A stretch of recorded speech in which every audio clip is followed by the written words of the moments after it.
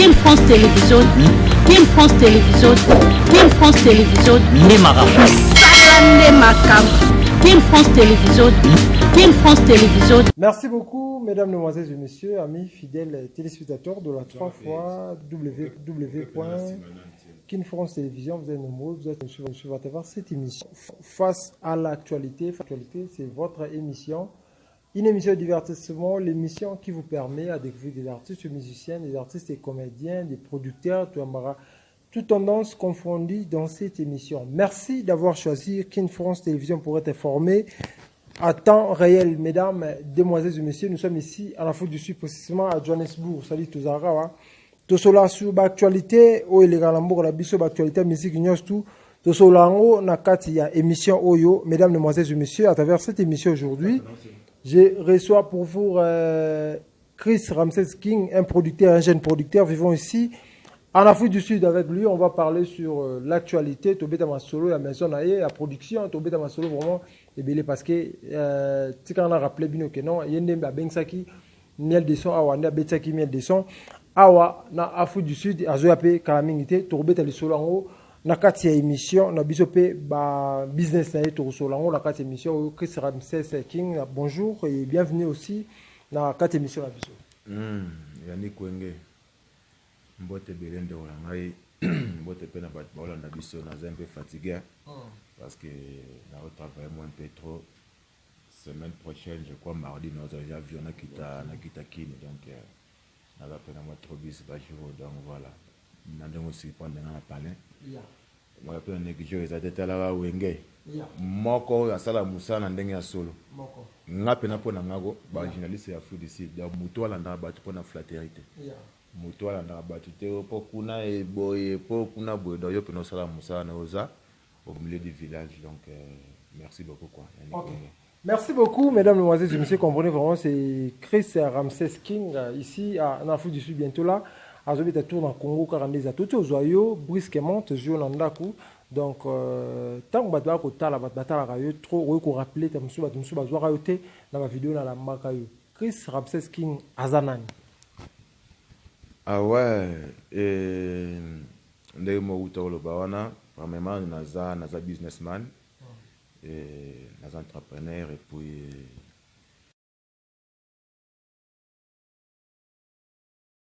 voilà quoi. Tomeka pe su ko kota mo amonda. Bana to botama. Peut-être na ngana za mission mais ngamo muna bwagisa. Isimbate. Donc te ngamo muna boyelanga. Ngamo muna boya po et na koma pena prêt vraiment ya démarrer vraiment mais pour na za na fe na ngamo na yolo na Zulu Black bana yolo ba ebi. Ando betanga. Azana yakana mikiliwana. Ando betanga rap mabe tara ba seriwana. Ba rappeur ba leka ba TVT mengana Zulu Black to leka ba Caribou variété tant de leaders na Caribou variété oza ke ba leader mususu ba série wana ba oluka ta ba leka ta Caribou variété ba leka ta mais Zulu Black azali le seul musicien ba ndo leka na Caribou variété donc na za na monde wana et puis si omoni peta mwanza makomo pesa mama koki omota la paix voilà to ko développer peut-être pour na ko aider ba artiste et peut-être bateau plutôt à la close na bango po to et d'arabe ba artiste no sauter suivez à la raque bateau courezo le bien soit bateau boza close na bango bien moto makila na yo na ye et tout ani ndeti dia makila na ngana miel de son après si mbote sika zalié pas auto comme makine hier à outi Paris donc tout le monde en est bientôt wana de makila na ngana tout anaki to bandi production ki ne longwe ki niti et koto donc voilà quoi donc Chris Ramsès pour la question na yo comme on a Chris Zola pour na bana classe na biso quoi ba Ramsès yaga ka ba king wana tu e biga atong mambozo ya okil pezo ya na ba kombo na donc voilà donc nas entrepreneur et j'ai fait le business et puis voilà quoi. Chris Ramsès King entrepreneur ou businessman mais lo nini o isanga estinda yo ou comment produire parfois la musicienne ou comment produire soit produira qui miel de son à la Afrique du Sud ni netinda parce que le quoi ko produire ba to bele vraiment kimango parce que tam mutum sa ko bimsambo on est pe zongi tanda mbute ilo nini di kanesini c'est motiva ki o lelo ou comment producteur ou no produire musicien. premièrement nanu omoni toza biso tout ba congolais et puis toza la peine la relation tu vois ozala musu ozaki na eloko ngo pe na mutute mais mutu na omo bola musi ezande nini yo pena ndo ozala na mutu na wana so pe bosali pe lo mo boye moni et que ne peut bien comme petit kali ba carte d'adresse pe koti et puis o pe singe kota et koti et puis tant bala musi ngai na visa qui peut être nani nako bandana eloko ngo bon atelier de anel de surtout anel de la bonne terre mais puis azaï pe na confiance na ngai na clause pe ndenge fallait ça la manana ndenge to solola ki yazala d'accord na clause wana yango ti omoni totaki mutu na makambo ngo alors c'est que mamwana miela zaki satisfait ye posa ki satisfait to na kati la bino entre mort na bino pe tamsusu mwantime kota iketa msunde bosolola ke simate. En tout cas, de part et d'autre, Mututu a satisfait. Biso tout ça qui est piné trop en anglais, donc bref, binomo bo mon artiste azo sala ba émission. Bozo mon ndenga azo lobe la parcours na ya food ici, ndenga azo remercier ba tunyo so ba idaki ceux qui ezalaki qui mabe ou soit azalaki na ba mécontentement boy et alinga lo makambo lo ba TVT. Donc so azo confirmer ngo bongo c'est que Mututu ezalaki normal nga pe côté na ngai ceux qui ezalaki ke na zalaki na ba mécontente soit dans biloko mo esimba ki entre ngana ye na komanda suko ko rappela so ba voilà. Donc so nazo lobe la ngo c'est que Basoleza bien. Ok, vous savez, le 200 de Kinshasa, vous savez, Mambutu production Salama Awa. Et après, production Salami retourne à Kinshasa, Bamisem Choussou, Batiki, 1200. Misuba Kolobo, Longoli 1200, Misuba Kolobo, 1200, mais là, ils sont bons, ils sont bons, passeport, et bien, les Yosko producteurs, Nazio Awa. Musicien, Balobi, Pesa qui va bon, passeport, et pas 1200, bon, Banine, Baron tout Ram. Donc il y a Meli Bambo va passeport Bambo a même ba na quartier ba awa yo producteur de Yondo Pandi orchestre met de son. Je crois pour na bango vraiment naza na réponse te. Excusez-moi, naza na réponse te pour na bango. Mais pour na musique yebi musique ndenge zalaka. Donc musique eza leader de mutasala ration ya bato o ya Monique faut ba défendre. Vous comprenez? Donc, tant qu'on a sali contrat na miel na scène contrat que yelanga musicien, biso sali contrat to sali ba to règlement kambutu ya administration mambutu yemoko artiste a sali choix ya équipe na ye pour nga ko producteur na droit ya ko obliger artiste te a sala choix ba musicien pour yende mutia équipe na yende mutia o sa musala yende mutufa pona nani fa pona donc ngaku tunaza surpris ya yo kamwe pa na yo mais ce que za ndengo wana ke équipe na yo batikala ki na kin ba panzani ou soit ba comme ça la ba émission contre miel voilà eza musique bongo première fois ngo ba musicien balonga.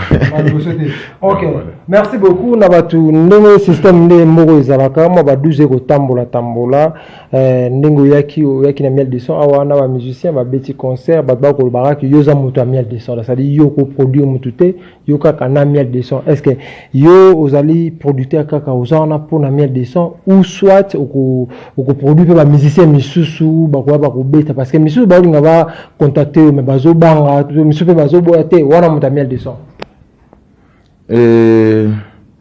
kozala mutu miel de son c'est trop dire.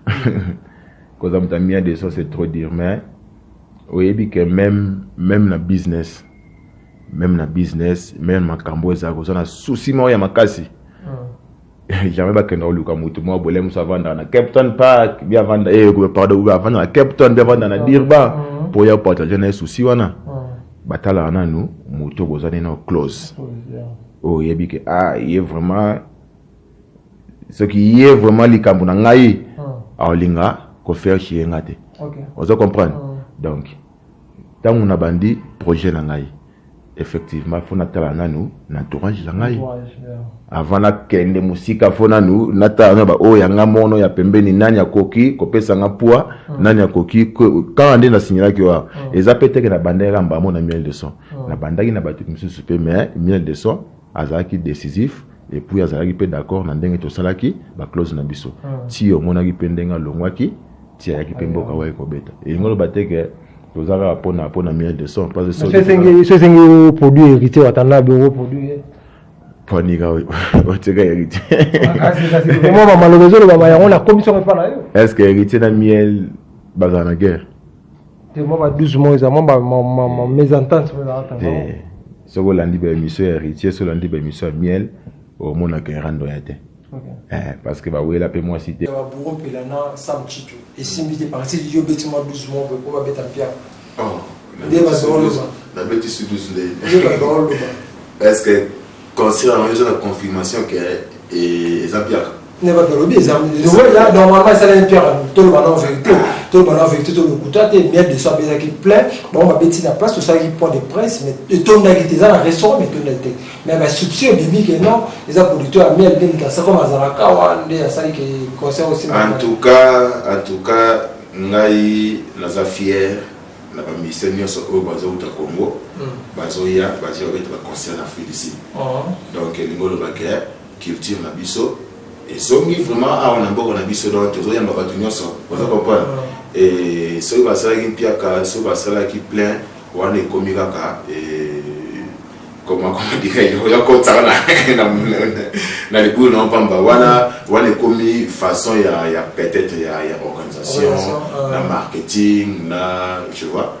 mais l'artiste déjà la mutu oyo asalaki déjà fort wana babengisa bango tu vois eza badepense badepense kolesa baartiste kolesa bango badéplacement basala bani donc mutu abengisaki bango na mutu organise biloko wana tout et coup de chapeau peut-être mbala sima ko arranger kaka tu vois et puis tout le monde se rappelle au moment où on comprend tout comparer on comprend musique est moi musique au monde musique c'est étape par étape on comprend batu ya likolo batu ya se batu ya katikati na o ya se on comprend na le but que on va batu ya se mais musique ezalaka niveau par niveau donc oyo eza teke wela oyo osala na mboka oyo yango pe teke fabrice oyo osala oyo fale oyo osala na mboka oyo yango te peut-être héritier oyo osala oyo héritier oyo osala na mboka oyo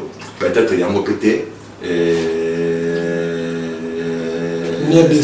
les bogara oyo osala oza comprendre oyo mie de so ya na mboka oyo mie de so asali na mboka oyo yango wana pe teta mosu papa chéri jibe pena ya osala mais oui que kobeta conseil kobeta ya miel de so a etiki polémique makasi bato tout bango miko envier ya na umoja wana parce que les salmons wa bana au chango kape mais lion de sali que non bato ba ye bango bato tout bango visionner ba beta kaka na umoja wana ozoka ne ni temps yo découvrir le monde initier le monde pour artiste na beta après ba ministère de l'autre ba visionner tous les musiciens là wa a voulu ata abeti na salle de ata moi restaurant pour ça ra non abeti na umoja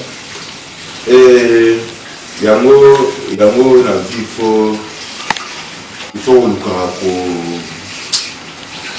koyoka mpe bato oui koyoka bato ezalaka bien mais soki tie déjà esprit na o oza focus na eloko faut tikalaka déterminer maso comprendre parce que ntango na bande makambo ya basali wana nazwaki bakritika makasi yosala nayebisi yo nga mona komi ya kobanga na lobi nzambe luka ya mwana mobali mien de so makambo wana mwana mobali ayabete baconseil na ezala réussite oyo nini nakomemona nayebisi yo bamessage ya critique message baotindela oui nazana baaudio awa nazana baaudio tiyana bisa yango cango oyo toyokango na cadre émission toyoka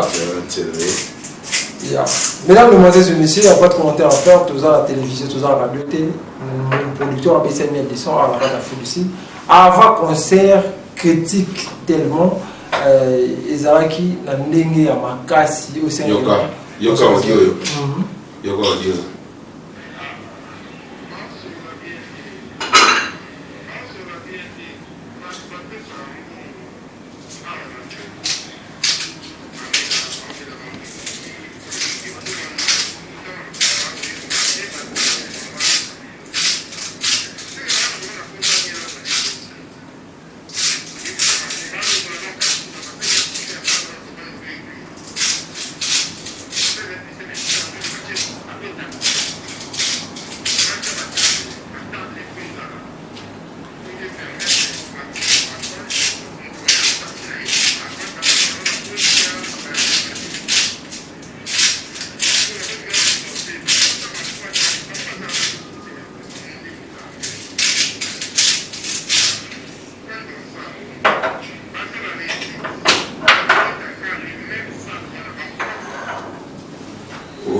qui audio.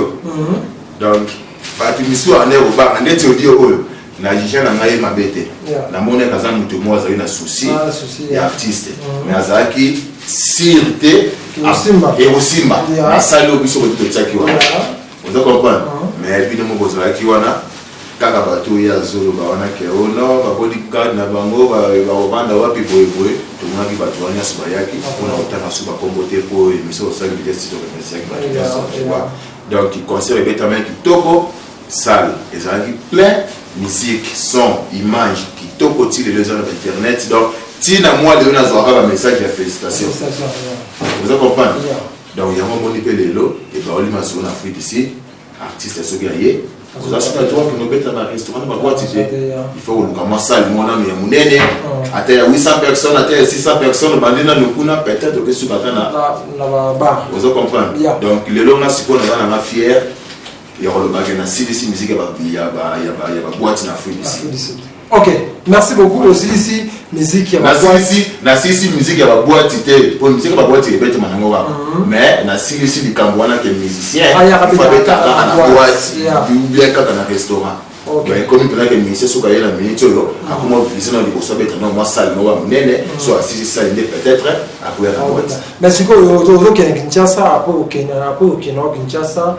Donc, après production de miel de son, est-ce que calendrier, les musiciens sont pour nous, ou produire après miel de son, ou ou château 4 années de son. Et en tout cas, calendrier, Zali, il y a un nazo kitakini. Donc, premièrement, nous avons une pour l'activité personnelle. Activité donc, activité, ce que Sili et peut-être dans votre Talassico, le mot contact déjà, il y a bateau de et puis voilà quoi. Il y a ça, ils ont le matin, il y a des bisous tout peut tout le bar à bisous. Là où va pendant au camp, et moi j'ai noir à la rana fouille de sida, abîmé chez moi, la bande à la wapi, vous comprenez? Pour te linga coller, puis ça m'a mis à battuter. Tolinga koya ko sala ça va taper jeter ndenge ba sala vous comprenez? Donc sur les campozali on concentre mon sur la moni période de commune suka nango on benga bino ba media ndega na benga bino wengeza nde ni weka mama miel pena et silia na minute to pesa la date donc so il faut mettre salami et sili et bon so combo bon so ba date ba tout question au lobby le marambo question au yelinga mutu mutu wa bisenga producteur et miel de son Ramsès King Ramsès donc Chris Ramsès King simple kimia mutoroye ba mututé lo ni sana que non uza kima parce que depuis un mot tous un mot on a un mot somme dans un moi 10 000 avec moi 0 à panzi moi 2000 bon maman prêtre yo silence ba roté au milieu qui s'arrêter le roté par rapport il y a pas tout ça là nini ça bon uza yomo kaka ba principe to pe mo ba kisho za na on dessin yo les gars ba kisho la fa tu vas ça parce que mo lo ma ba bon na mukili bon voilà et moni mutu mona mutakola akola ndenge dans la coquille ko juger ba peut-être ba linga ko mila ki sa te ba ko mila ki sa pesa na mo pe na ndenge na bete za pe na ba folie musu pesa na non mutu na sa folie na ye donc voilà et l'incolo ba peut-être que oyo osala folie te des photos film na ye bien aza yuma donc na mutu za ndenge ba muna mutu na kila na ye celui que beti ape mutu ba ku yo o beti mutu ba ku jour mo boya après amia la ye to kena quelque part beti mutu ba ku limité o yebi ba ku beti na ba sens wa nazoeba da ya mona ngaki na lingana loba ngadi ya premièrement moni batumi ba mona na milliers et ça bato ba linga mingi zon quoi asanga zon quoi pour masanga senga fo milliers tu vois ngasi ko ena mena masanga OK na masanga plus na difficulté mo bo ya ko créer la relation so ina ko lo ba OK na zala bona vena na parler boye na atasi wana na kena olinga ba relation de tolo les atenga linga relation de mutu linga relation de mukila zala Mais quelqu'un n'a fait un arabe, il a fait un élément public, on a dit que nous coûtons 4 personnes, 6 personnes, on a été au Pessa la numéro, tout ça, on a fait un place, moi, on a mis la sanga, tu vois, on a tout et yakapé, on a belé, on va prendre. Si on a pas parlé, boulot, parler, si on a un cop, on a un cop, parler. Si on a un matin, on a un Alex, on a un matin, on a un restaurant, on a un manger, on a dîner, lunch. Si on a un parler. Mais, la vie, il y a un bar, chaque week-end, il y a un monde qui est ça à Rabatou. Excusez-moi, il y a un monde qui est ça à Rabatou. Il y a un monde qui est trop. Vous comprenez? Si vous avez trop de sorties, vous avez trop de nini, si vous avez pas dans le palais, tu es pas dans la vie sautée, mais tu as la rabat dans la musique. Tu as la rabat dans la musique et puis tu ignores un peu, vous avez compris? Tu ignores un peu. Mais c'est pour cette raison pour laquelle le Kima est à Yoville, parce que les Congolais, dans le Congo, ils ont tapé partout, ceux qui ont fait ici, ils ont fait Yoville. Le Kima est à Yoville, ils ont la musique à Yoville. Et quand il y a vraiment de temps, on a tout comment tu as fort, tu as 40 ou 50 minutes. Kokima Yoville, c'est trop dire. Là, bateau va être à solo que oh, na Kima Yoville, na Yoville, c'est de complexe. OK. Ça on a tout dans mon amage. Parce que na moto ya beta na solo que na linga Yoville, na Kima Yoville, à la complexe. OK. Vous comprenez? On a vendre la Yoville. Avant la Yoville, l'année 2013, non 2012, 2013. Avant la Yoville, il y a une année de mi-père. Avant la Yoville. Et ça place une autre que ils ont quartier, ils ont Congolais, ils ont ceux qui a dans les débuts, aux gens de ma famille, aux gens de mon tour, il faut que tu aies dans le Rwanda aussi formation. Mais tu vas dire que tu as formation à Yovi. Dans la mot bien. Dans la mot bien. Quand on est ignorera, Yovi. Ça va si et puis biso za ko sa africain ba ya garder. Ah! Yo botami na Congo lem sou na makala ko te bien na côté la mai ton dans kuna fin fond. Zamba sali au grâce au kepoto na kimokolo. Na kimokolo.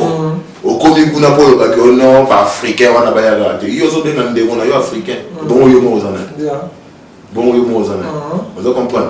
Si ko tant aux autres ba ke ba ya ko zamba si na biso. C'est que yo c'est que hier déjà Alexis a déjà parlé à ça que un vrai responsable parce qu'il y a des gens qui sont pour moi et aux soins il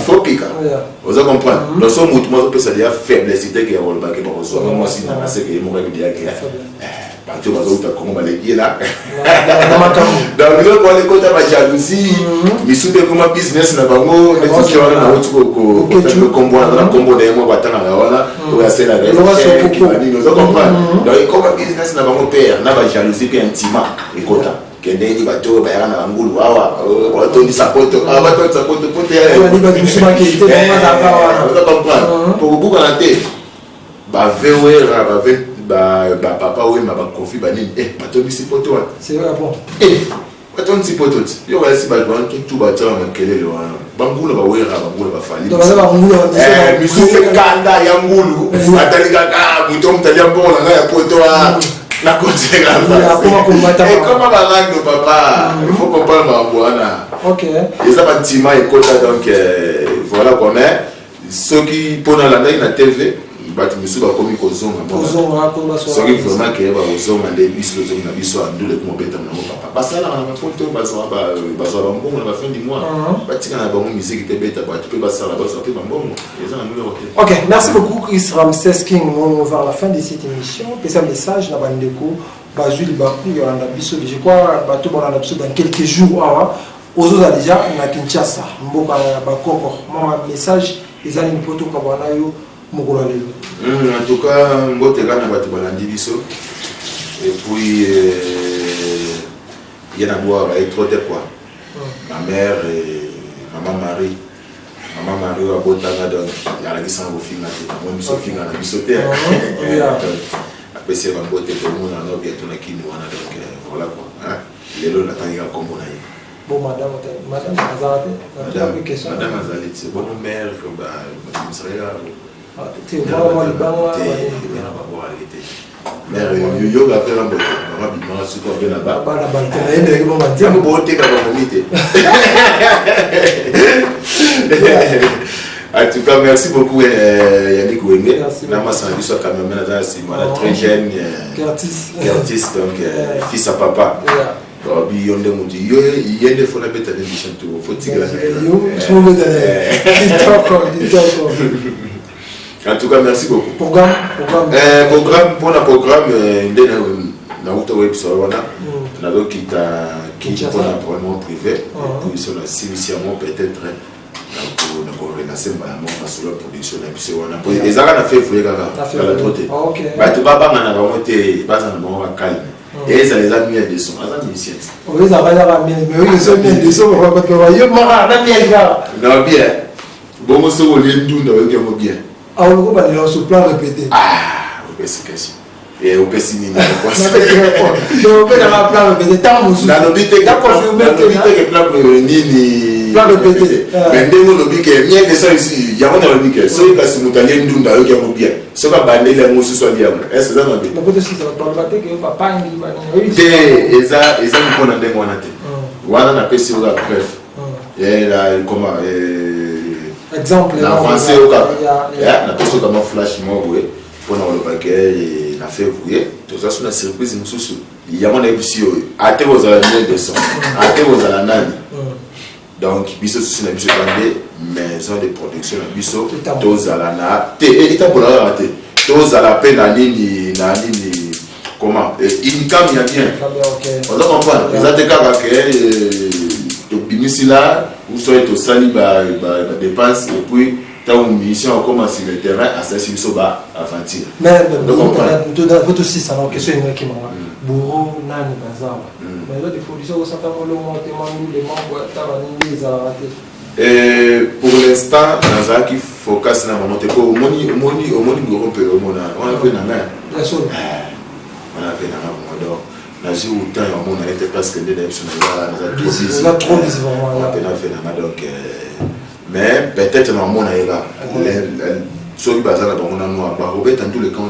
dimanche il n'est pas les champions nous sommes une émission là où nous allons parce qu'il y a on a fait là ok mais ça fait dans l'aïe l'on a moins ok donc nous allons on a fait là on a fait et ça va bien fort donc merci d'abord à tout à South Africa nous fumons les bamisem itema hein photo beta photo que ça va on peut na zoua que musique et l'homme on la poto et pesa pena face ande na foot ici pour la minute on est ça ande moi pour mieux la yaki buki donc ba fait na ngape bo on peut la basa pe ba ça va comme na ba similité et voilà un tolobi monsieur similité sur le ba vérité yo ka journaliste c'est une bolo ba yo ko ba mo lo il était payé à zone comme donc wataye azobe taper ndule na ye donc les lois foot ici les ayo font donc bana South Africa to fungula sur thème ba producteur ba mécène hein balar na biso to liaka na ba boîte wana na ba bar ba nini so peno ko linga musique